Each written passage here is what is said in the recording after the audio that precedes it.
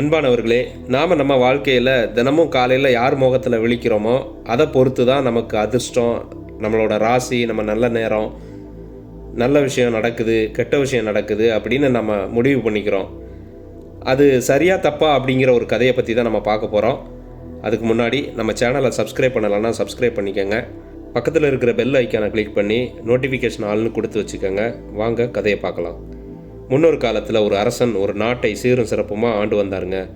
அவருக்கு ஒரு பழக்கம் இருந்துச்சு. அந்த பழக்கத்தை அவர் தவறாமல் கடைபிடிச்சிக்கிட்டு வந்துட்டு இருந்தார். அது என்ன பழக்கம் அப்படின்னா, அவர் ரொம்ப சகுனம் பார்ப்பார். எந்த வேலையும் செய்கிறதுக்கு முன்னாடி அந்த சகுனத்தை பார்த்துட்டு தான் அந்த வேலையை செய்வார். அதே மாதிரி காலையில் எழுந்த உடனே நம்ம யார் முகத்தில் விழிக்கிறோமோ அதை பொறுத்து தான் நமக்கு நல்லது கெட்டதெல்லாம் நடக்குது அப்படிங்கிற ஒரு விஷயத்தில் ரொம்ப நம்பிக்கையாக இருந்தார். அதனால் அந்த அரசர் காலையில் எழுந்த உடனே தன்னோட மனைவி, அதாவது மகாராணி முகத்தில் தான் அவர் டெய்லி முழிப்பார். அப்படி மகாராணி முகத்தில் விழிக்கிறதுனால அவருக்கு எந்த ஒரு பிரச்சனையும் இல்லாமல் ரொம்ப சுமூகமாக அந்த நாட்கள்லாம் கடந்து போயிட்டு இருந்தது. ஒருவேளை மகாராணி முகத்தில் முழிக்க முடியலை அப்படின்னா, அவர் அரண்மனையில் இருக்கக்கூடிய அந்த பால்கனியில் தன்னோட தோட்டத்தில் உள்ள பூக்களை பார்ப்பார்.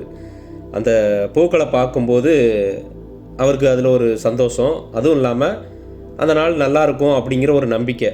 அதையே தொடர்ந்து அவர் ஃபாலோ பண்ணிட்டு வந்தார். அப்படி தான் ஒரு நாள் மகாராணியோட உடல்நிலை சரியில்லை அப்படிங்கிறதுனால அவங்க முகத்தில் முழிக்க முடியலை.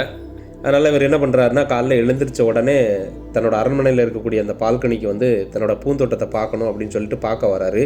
அப்படி அந்த பூந்தோட்டத்தை அவர் பார்க்க முற்படும்போது பக்கத்தில் இருக்கக்கூடிய ஒரு சாலையில் ஒரு கழுதையை ஓட்டிக்கிட்டு போகிற ஒரு சலவை தொழிலாளியை பார்க்குறாரு. அதாவது எதிர்பாராத விதமாக அவர் அந்த சலவை தொழிலாளியை பார்த்துடுறாரு.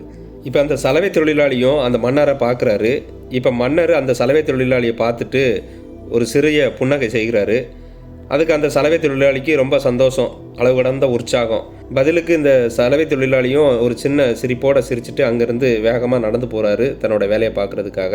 அப்போ அந்த சலவை தொழிலாளி தன்னோட மனசில் நினச்சிக்கிறாரு, அதாவது நாட்டையே ஆளக்கூடிய அந்த அரசர் முகத்தில் இன்றைக்கி நம்ம காலையில் முழிச்சிருக்கிறோம், இன்றைக்கி நமக்கு ராஜயோகம்தான், நமக்கு நல்ல வருமானம் வரப்போகுது, அதனால் நம்ம கடனெல்லாம் அடைச்சிட்டு நம்ம வாழ்க்கை ரொம்ப சிறப்பாக இருக்க போகுது அப்படிங்கிற ஒரு சந்தோஷத்தோட, ரொம்ப உற்சாகத்தோட தன்னோட கழுதைகளெல்லாம் ஓட்டிக்கிட்டு ஆத்தங்கரையை பார்த்து போய்கிட்டு இருக்காரு. இப்போ மன்னர் தனக்குள்ளே நினைக்கிறாரு, இன்றைக்கி காலையில் முத இந்த சலவை தொழிலாளியை தான் நம்ம பார்த்துருக்குறோம், இன்றைய பொழுது எப்படி போகும்னு நமக்கு தெரியலை, சரி எப்படி இருக்குன்னு பார்க்கலாம் அப்படின்னு மனசில் நினச்சிக்கிட்டே பால்கனியிலேருந்து தன்னோட அறைக்குள்ளே நகர்ந்து வராரு. அப்படி திரும்பி நகர்ந்து வரும்போது தன்னை அறியாமல் கால் தடுமாறி பக்கத்தில் இருக்கக்கூடிய நிலக்காலில் மோதிடுறாரு. அப்படி மோதினதுனால அவரோட நெத்தியில் ஒரு சிறிய காயத்தோட கொஞ்சம் ரத்தமும் கசிய ஆரம்பிக்குது. அப்படி ரத்தம் கசிய ஆரம்பித்தது தான் அவரோட சகுனம் பார்க்குற அந்த மூளை உடனே அந்த சலவை தொழிலாளி முகத்தை தான் யோசிச்சுது. இன்றைக்கி நாம் அந்த சலவை தொழிலாளி முகத்தை தான் பார்த்தோம், எனக்கு அப்போவே மனசில் பட்டுச்சு இந்த மாதிரி ஏதாவது நடக்கும்னு. அதுபோலவே எனக்கு நெத்தியில் அடிபட்டு ரத்தமும் கசிய ஆரம்பிச்சிருச்சு.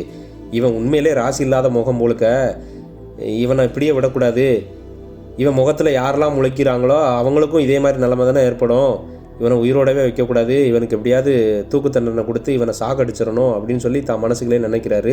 அதுவும் இல்லாமல் அவர் நெத்தியில் அடிபட்டு அந்த ரத்தம் கசிகிறது, அந்த வலியை தாங்க முடியாமல் உடனே அந்த மந்திரியாரை கூப்பிடுறாரு. அவரை கூப்பிட்டு அவர்கிட்ட எல்லா விஷயத்தையும் அவர்கிட்ட சொல்கிறாரு. அதாவது காலையில் சலவை தொழிலாளி முகத்தில் தான் நான் முழித்தேன், அவன் என்னமோ ராசி இல்லாத ஆளாக தருது எனக்கு, அதனால தான் எனக்கு இந்த மாதிரி அடிபட்டு ரத்தம் வருது அப்படின்னு மந்திரியார்கிட்ட சொல்கிறாரு.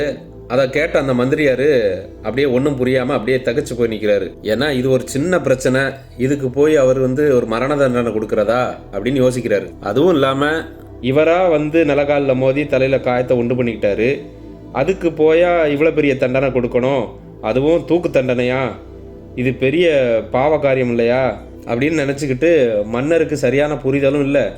நாம் எப்படியாவது அந்த சலவை தொழிலாளியை நம்ம காப்பாற்றி ஆகணும் அப்படின்னு தான் மனசில் நினச்சிக்கிட்டே அவர் சொன்னதெல்லாம் கேட்டுட்ருக்காரு. அதுக்கப்புறம் அந்த அரசர் கட்டளை இட்டார் அப்படிங்கிறதுக்காக அங்கே எதுவுமே பேசாமல் அவர் அப்படியே ஆகட்டும் அரசே, அவனுக்கு கண்டிப்பாக நம்ம தூக்கு தண்டனை கொடுத்துடலாம் அப்படின்னு சொல்லிட்டு அங்கேருந்து நகர்ந்து போகிறாரு. அதுக்கப்புறம் அந்த மந்திரியார் ஒரு காவலாளியை கூப்பிட்டு அவர்கிட்ட எல்லா விஷயத்தையும் சொல்லி அந்த சலவை தொழிலாளிக்கிட்ட இந்த செய்தியை சொல்கிறாங்க. அதே மாதிரி அந்த காவலாளியும் அந்த சலவை தொழிலாளிக்கிட்ட உனக்கு நாளைக்கு தூக்கு தண்டனை அப்படின்னு சொல்லிட்டு வராங்க. இதை கேட்ட அந்த சலவை தொழிலாளிக்கு என்ன பண்ணுறதுன்னு தெரியலை, கைகாலெல்லாம் ஒரே நடுக்கமாயிடுச்சு. உடனே வீட்டுக்கு தன்னோட மனைவி கிட்ட நடந்ததை எல்லாவற்றையும் சொல்கிறாரு. அவரோட மனைவியும் இதை கேட்ட உடனே பதட்டத்தோட ரொம்ப அழுது புலம்புறாங்க. உடனே சலவை தொழிலாளி சொல்கிறாரு, நீ ஏன் கவலைப்படுற, கடவுள் மேலே நமக்கு முழு நம்பிக்கை இருக்குது, நாம் எந்த தப்பும் இது வரைக்கும் யாருக்கும் எந்த தப்பும் நம்ம செய்யலை, என்னோட உயிருக்கு எந்த ஆபத்தும் வராது, நீ தேவையில்லாமல் அழாத, அப்படின்னு சொல்லிக்கிட்டே இருக்கும்போதே அங்கே மந்திரியாரும் அந்த சலவை தொழிலாளியோட வீட்டுக்கு வந்துடுறாரு. அப்படி வீட்டுக்கு வந்த மந்திரியார் அந்த சலவை தொழிலாளியை கூப்பிட்டு அவர் காதில் ஏதோ ஒரு விஷயத்த சொல்கிறாரு. அதுக்கு அந்த சலவை தொழிலாளியும் தலையசைக்கிறாரு. அப்படி மந்திரியார் காதில் சொன்னதை கேட்ட உடனே அந்த சலவை தொழிலாளிக்கு முகத்தில் அவ்வளோ ஒரு பிரகாசம், ஒரு பெரிய பிரச்சனையிலேருந்து நம்மளை மீட்டெடுத்துட்டாரு அப்படிங்கிற ஒரு பெரிய சந்தோஷம். அதுக்கப்புறம் அந்த மந்திரியார் சொல்கிறாரு, உனக்கு நாளைக்கு தூக்கு தண்டனை கொடுக்கறதுக்கு முன்னாடி உன்னோட கடைசி ஆசை என்ன அப்படின்னு கேட்பாங்க. அப்போ நான் சொன்ன விஷயத்த அப்படியே நீ மன்னரோட அரசவையில் நீ சொல்லு அப்படின்னு சொல்லிட்டு அங்கேருந்து மந்திரியார் கிளம்பிடுறாரு. மறுநாள் தூக்கு தண்டனை நிறைவேற்றுகிற அந்த இடத்துல அந்த சலவை தொழிலாளியை கொண்டு நிப்பாட்டுறாங்க. அந்த சபையை பார்க்கும்போது அங்கே பெரிய பெரிய தலைவர்களும் பெரிய பெரிய பதவியில் இருக்கிறவங்களும் அங்கே இருக்கிறாங்க.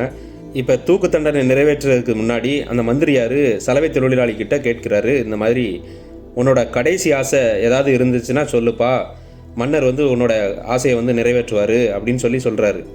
இதை கேட்ட உடனே சலவை தொழிலாளி சொல்கிறாரு, ஐயா வேற ஒன்றும் இல்லையா, என்னோட மனசில் ஒரு பெரிய சந்தேகம் இருக்குது, அதுக்கான கேள்வியை மன்னர்கிட்ட தான் நான் கேட்கணும். அதுவும் இல்லாமல் அந்த சந்தேகத்தை நம்ம அரசரால் தான் தீர்க்க முடியும் அப்படின்னு அவர் சொல்கிறாரு. இதை கேட்ட அரசரும் கண்டிப்பாக கேளுப்பா, உன்னோட சந்தேகம் என்னன்னு கேளு, நான் தீர்த்து வைக்கிறேன் அப்படின்னு சொல்கிறாரு. அப்போ சலவை தொழிலாளி கேட்கிறாரு, அரசே, என்னோட முகத்தில் விழிச்சதுனால தான் உங்களுக்கு நெத்தியில் லேசாக சின்னதாக காயம் ஏற்பட்டுச்சு, அதனால் சின்ன இரத்த கசிவும் வந்துச்சு. ஆனால் நீங்கள் உயிரோடு தான் இருக்க போகிறீங்க. என்னைய பாருங்கள், நேற்று தான் உங்கள் முகத்தில் முழிச்சிட்டு நான் வேலைக்கு போனேன். ஆனால் எனக்கு இன்னைக்கு மரண தண்டனை கிடச்சிருக்கு. நான் இனிமேல் உயிரோடவே வாழ முடியாது. இதில் யாருடைய முகம் ராசி இல்லாததுன்னு நீங்களே கொஞ்சம் யோசனை பண்ணி பாருங்களேன் அப்படின்னு சொல்லிட்டு லேசாக சிரிக்கிறாரு. இதை கேட்ட உடனே மன்னருக்கு தாங்க முடியாத கோபம் வந்துருச்சுங்க. பதிலும் பேச முடியாமல் அப்படியே திகைச்சு போய் நிற்கிறாரு. அப்போ மந்திரியார் சொல்கிறாரு, அரசே, நீங்கள் இந்த சலவை தொழிலாளிக்கு மரண தண்டனை விதிச்சா இந்த விஷயம் நாடு முழுவதும் தெரிஞ்சதுன்னா மக்கள் உங்களை ராசி இல்லாதவன்னு பேசிக்குவாங்க. ஏன்னா இந்த சலவை தொழிலாளி நேற்று காலையில் உங்கள் முகத்தில் தான் விழிச்சிருக்கான். இவனுக்கு தூக்கு தண்டனை இன்னைக்கு கிடச்சிருக்கு. நாடு முழுக்க மக்கள் இதை பற்றி தான் பேசுவாங்க. அதுவும் இல்லாமல் யாரெல்லாம் உங்கள் முகத்தில் விழிக்கிறாங்களோ அவங்க எல்லாருக்குமே கஷ்டகாலம் தொடங்க போகுது அப்படின்னு மக்கள் எல்லாருமே நம்புவாங்க. அதனால் இந்த சலவை தொழிலாளியை இந்த தண்டனையிலிருந்து விடுவிக்கிறது தான் நல்லதுன்னு நான் நினைக்கிறேன் அப்படின்னு மந்திரியார் அரசர்கிட்ட சொல்கிறாரு. அதுவும் இல்லாமல் இந்த பிரச்சனையை ஒரு நேர்மறை விஷயமாக மக்களுக்கு தெரியப்படுத்தணும்னா உங்கள் திருக்கரங்களால் சில வெகுமதிகளையும் பரிசு, அதாவது பொன் காசுகளையும் இந்த சலவை தொழிலாளிக்கு கொடுத்துடுங்க. அப்போ தான் மக்கள் எல்லோரும் யோசிப்பாங்க, மன்னரோட முகம் ரொம்ப ராசியான முகம், அவர் முகத்தில் முழிச்சா நமக்கு ராஜயோகம் தான் அப்படின்னு பேசிப்பாங்க அப்படின்னு இந்த மந்திரியார் அரசர்கிட்ட சொல்கிறாரு. அதுக்கப்புறம் அந்த அரசரும் ரொம்ப யோசனை பண்ணி பார்த்துட்டு மந்திரியார் சொல்கிறதுலேயும் அர்த்தம் இருக்குது அப்படின்னு சொல்லிட்டு அந்த சலவை தொழிலாளிக்கு பொற்காசுகள் நிறைஞ்ச ஒரு துணிப்பையை பரிசாக கொடுக்குறாரு அவர் கையால். அப்படி அவர் கொடுக்கும்போது அவர் தான் மனசில் நினைக்கிறாரு, அதாவது இந்த நாள் வரைக்கும் மற்றவங்களோட முகத்தை தான் ராசி இல்லாத முகம்னு நம்ம சொல்லிட்டு தெரிஞ்சோம். ஆனால் உண்மையிலே இன்னைக்கு தான் புரியுது இது எவ்வளோ பெரிய அர்த்தமற்ற செயல்னு. இனிமேல் நாம் இதை மாதிரி நடந்துக்கக்கூடாது அப்படின்னு முடிவு பண்ணிக்கிட்டாரு.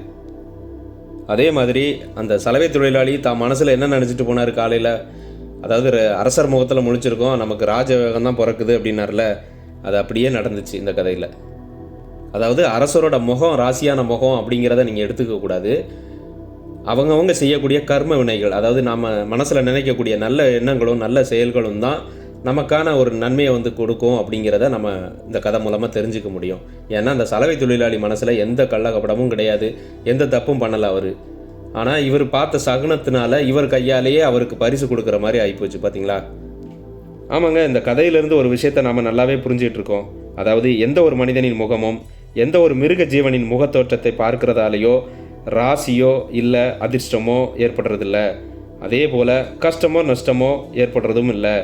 அதாவது வாழ்க்கையில் நடக்கிற நன்மை தீமை, கஷ்டம் இன்பம் துன்பம், லாப நட்டம் இதெல்லாம் அவரவர் கர்ம வினைக்கேற்பதான் நடக்கும்னு நாம் புரிஞ்சுக்கணும். நாம் நம்ம வாழ்க்கையில் கடந்து வருகின்ற ஒவ்வொரு நாளும் நமக்கு அதிர்ஷ்டம் நிறைஞ்சதாகவும் மகிழ்ச்சி நிறைஞ்சதாகவும் இருக்கணும் அப்படின்னு நீங்கள் நினச்சிங்கன்னா நாம் கவனம் செலுத்த வேண்டிய மூணே விஷயந்தாங்க இருக்குது. அதில் முதல்ல நம்மளோட எண்ணங்கள், அதாவது தூய்மையான எண்ணங்களை நம்ம மனசில் எப்போவுமே நிலைநிறுத்திக்கணும். ரெண்டாவது, நம்மளோட சொற்கள், நம்ம வாயிலிருந்து வருகின்ற ஒவ்வொரு வார்த்தைகளும் இனிமை நிறைந்ததாகவும் ரொம்ப பணிவாகவும் இருக்கணும். மூணாவது, நம்மளோட செயல்கள், அதாவது எண்ணங்களும் சொற்களும் நல்லா இருந்துச்சுனாலே உங்களோட செயல்களும் நல்லா இருக்கும் அப்படிங்கிறத நம்ம புரிஞ்சுக்கணும். அதனால் நல்ல செயல்களை செய்கிறதுக்கு முற்படுங்க. அப்படி இந்த 3 விஷயங்களும் நல்லா இருந்துச்சு அப்படின்னாலே நமக்கு எல்லா நாளுமே இன்பமான நாட்களாக தான் இருக்கும். ஆம் சொந்தங்களே, யார் ஒருவர் காலை முதல் இரவு தூங்கச் செல்லும் நேரம் வரை தன்னுடைய எண்ணங்கள், சொற்கள், செயல்கள் இந்த 3ஐயும் முழு கவனத்தோடு கடைபிடிச்சு வராங்களோ அவங்க வாழ்க்கையில் கடந்து வரக்கூடிய எல்லா நாட்களும் ரொம்ப சிறப்பான நாட்களாக இருக்கும் அப்படிங்கிறதுல எந்த ஒரு சந்தேகமும் இல்லை. கதை பிடிச்சிருந்துன்னா லைக் பண்ணுங்கள், ஷேர் பண்ணுங்கள், மறக்காமல் சேனலை சப்ஸ்கிரைப் பண்ணுங்கள். முடிஞ்ச வரைக்கும் இந்த ஸ்டோரியை உங்களோட ஃப்ரெண்ட்ஸ் அண்ட் ரிலேட்டிவ்க்கு ஷேர் பண்ணுங்கள். நன்றி, வணக்கம்.